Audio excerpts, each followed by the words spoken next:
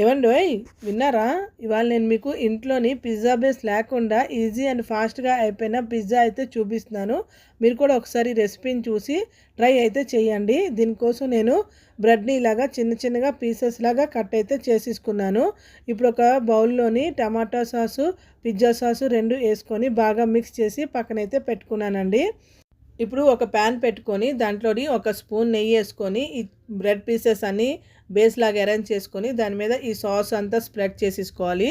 తర్వాత దాని మీద ఉల్లిపాయలు, క్యాప్సికము, స్వీట్ కార్న్ అరేంజ్ చేసేసుకొని చీజ్ గ్రేట్ చేసేసుకొని చిల్లీ ఫ్లేక్స్ ఇంకా ఆరిగానో వేసుకొని ఒక 10 మినిట్స్ మూత పెట్టి బేక్ చేసుకుంటే మనకి పిజ్జా అయితే రెడీ అయిపోతుందండి. పిల్లలకి మనం పిజ్జా బేస్ లేకపోయినా ఇలా సింపుల్ అండ్ ఈజీగా మనం పిజ్జా ఇంట్లోనే తయారు చేసి వాళ్ళకి పెట్టవచ్చు. మీరు కూడా ఒకసారి ట్రై చేయండి. ఇలాంటి సింపుల్ ఇంకా ఫాస్ట్గా అయిపోయిన రెసిపీస్ నా ఛానల్లో నేను చాలా అప్లోడ్ చేశాను. నా ఛానల్ పేజ్కి వెళ్ళి చూసి నా ఛానల్ని లైక్ చేసి షేర్ చేసి సబ్స్క్రైబ్